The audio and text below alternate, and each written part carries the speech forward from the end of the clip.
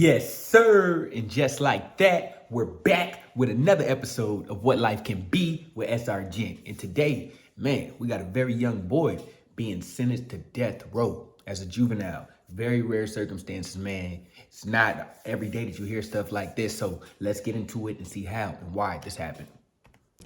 The state's decision to move some juvenile offenders to Angola has sparked fierce controversy, even from the federal judge who allowed the transfer. Well, juvenile justice advocates, they say that they highlight some serious dark secrets about the Louisiana prison system, saying teenagers there are often abused and turn suicidal. Tonight, investigative reporter Mike Perlstein introduces us to one of those inmates whose family says they're concerned for his very survival. Alonzo DeFillo Jr. was known as Pee-wee by his family because he shares his father's name. The name Pee-wee does a really good job of describing him physically. He was tiny. Pee-wee was the oldest child in a loving family, but in his early teens, hardship struck with a vengeance. When he was 14, he found his grandmother dead at their home. Pee-wee was already diagnosed with mental health problems, and when he turned 15, darkness descended again. He found his mother dead as well in the bathtub, only to find later that his father now was in dire need of a liver transplant. The oldest of 4 siblings, Pee-wee did not handle the situation well. Man, so hold on. He finds his grandmother dead. Then he finds his mother dead. Then he finds out his father needs a liver transplant to stay alive, man. So this is a lot, and it's a very young boy that is dealing with this at this time. So I can already see where this story is going, and I imagine this is gonna turn into a lot of anger and basically him in the streets. Let's keep it going, see how it plays out. He lost. It's painful to talk about, you know? But anyway, he lost it, he cut up. Pee-wee started getting into fights at school. Then he began breaking into cars. Later, he found himself in the juvenile justice system after getting caught in a stolen car. His family says he borrowed the car, not knowing it was stolen.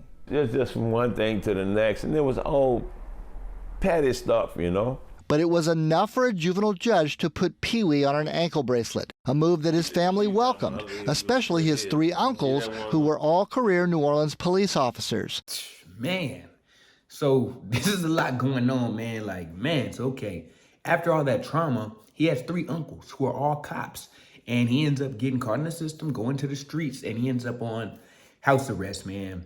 But this happens so much in our community with people that experience a lot of trauma in their childhood, and they don't grow up with the guidance they need to really transition into adulthood. I would say that more of society is dealing with this type of path in life and not getting the proper guidance going into adulthood than there are that are actually growing up with parents or somebody that's giving them the proper tools to make it and make better decisions and to really fight what the world is and what life can be, and to fight these feelings that we get when we feel like there's no way out, or maybe we should just give up and fall into what the world wants us to be. It's very unfortunate, man. Let's keep it going, see what else we can get from this story. Including his uncle Marlon, who once served as deputy chief. He was this goofy kid with this huge smile and, you know, a family that supported him so much.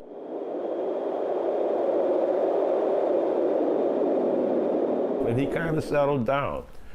He did well in school. He went back to school, he did very well. That day he left, he hasn't been home since. Pee-wee and 3 other juveniles were accused in a string of carjackings and robberies in New Orleans and Jefferson Parish. Prosecutors decided to try all the kids as adults. Pee-wee was 15. One police report listed him as 5 feet 2 inches tall, 113 pounds.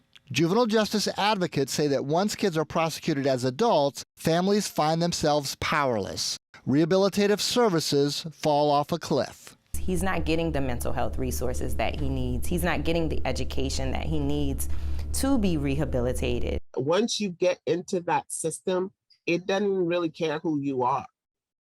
You are in the twilight zone. Man, and with that being said, man, the system that they're talking about is the adult prison system, because there is not the same attention that it goes to the youth. Like they say, the education benefits, the mental health benefits. When you're in the adult prison system, you're tried as an adult, you're really thrown to the wolves. And a lot of these things, while there are programs in place to provide these for inmates that are adults, it's not as easy to access them. And the other things that you're going to deal with in an adult prison, especially being what they say 5'2", 113 pounds, it's a whole different environment, a whole different world. And yeah, I don't think that they should be putting these kids in there with these grown men, because how could that work out anyway but negative for these young men? Let's keep it going. See how the rest of this plays out. With his father given months to live as he waited for a transplant, Pee-wee quickly accepted the same global plea deal as the other defendants, 20 years in prison. Indicated that he really didn't understand what he was pleading guilty to. It was a plastic toy gun that the boy had. No one was injured, that the weapon involved was not a real gun, and that the cars were taken, and typically for joyriding. As soon as the juveniles were sent to Dixon Correctional Center, Pee-wee's situation was precarious. Coming from a family of cops, he became the target of other inmates. Alonzo Jr. has been beaten, he's been stabbed, he has been pepper sprayed. After Alonzo Sr. got a liver transplant in 2018, he visited his son as much as possible. He was shocked by what he saw. Man, this is very unfortunate, man. So not only did he end up turning to the streets, he ends up going to prison, and he's targeted because his family are cops. He has 3 uncles that are cops, so they're targeting him, even though he has nothing to do with them. And clearly he was in the streets and not going the side of being a cop or working with the cops or snitching. He took a plea deal for 20 years.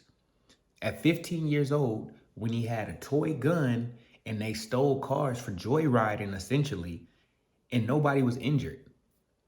This is really crazy. This is one of the flaws and the horrendous facts about our justice system, man, is sometimes it's just about quotas and it's just about numbers. And it's not about justice at all, because this is drastically over sentenced for this crime for this young man.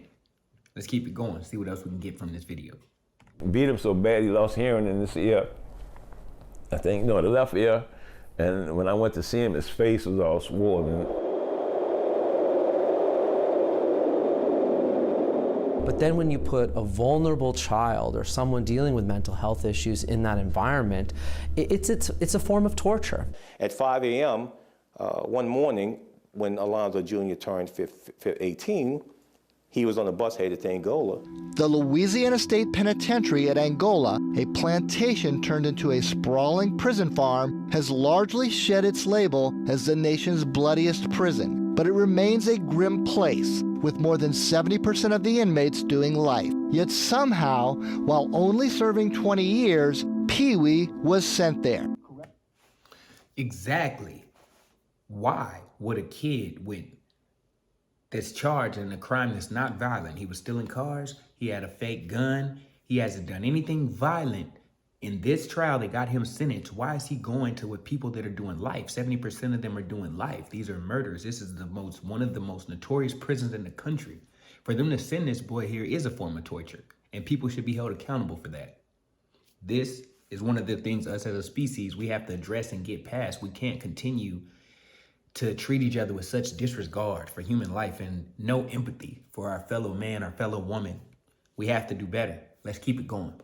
Corrections officials told the family it would be easier to protect him. Sherry Deach, a juvenile public defender who once represented Pee-wee, was surprised by a call from him. He had been pepper sprayed in his cell, and the guards were not allowing him out to even wash the pepper spray out of his eyes. We reached out to state prison officials, but we have not heard back.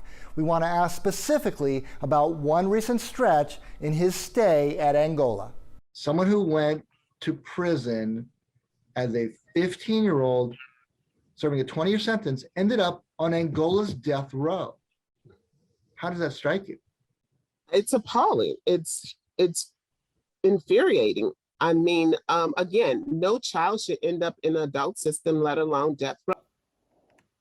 Wait, so death row? Like, I'm not exactly sure how he's on death row, if that's just he's on of where he's living and where he's staying within the prison is with inmates that are on death row, because there's no way he got a death sentence. Unless I missed something in the beginning, I'm gonna have to go back. But death row, yeah. Let's keep it going and see if they elaborate on that. But dramatically, all type of ways you look at it, somebody missed something big here. Somebody was not doing their job to have this boy on death row with death row inmates. Let's keep it going.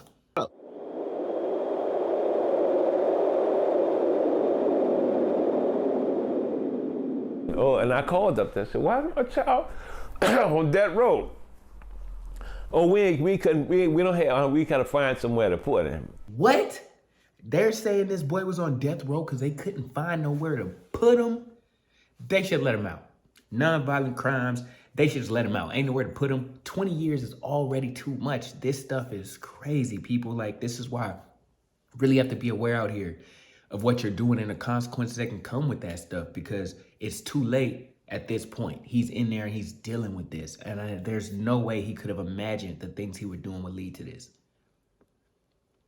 Let me know if you guys got any experience with anything like this. Put it in the comments, man. Anybody that you know that's incarcerated for something that maybe they did do, but they were incarcerated for the amount of time that's well beyond punishment.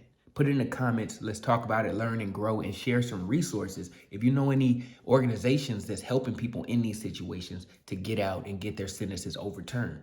Let's keep it going and see what else we can get from this video. Pee-wee is off death row now. He is still locked up most of the time in solitary confinement, but some phone privileges have been restored. During these calls, his family tries to sound optimistic. There are times when I can hear that he's lost hope, and that most recently he said, I don't think I'll ever get out of here. He's fighting for his life. You know, I think it's terrible. Every time I call it, somebody, they done notified one of the guards and they go after him about me calling up there. And they got to the point where he was like, Dad, don't call up here no more. The family says they feel paralyzed about what to do next. So they reached out to Channel 4 and enlisted legal help from civil rights attorney Caroline Gabriel. She does most of the calling now. A lot of communication with the prison. It's difficult to make any real change because, you know, we do get a lot of pushback. This case is a terrible example of how bad it can go when we treat children like adults. Man, this was crazy one. Like, seriously, like, man, they had a 15-year-old boy with nonviolent crimes on death row. You can't make this up, man. This is what life can be. Once again, put it in the comments if you got any experience, any stories with people going to prison, overcharged, and let's talk about it and grow within the community. And just like that, I'm gone, man. Let me get that like, comment, subscribe, and I'll catch you on the next one, for real. Not for nothing, I cut my heart out, left it on the road. I came up, I've been using my mind.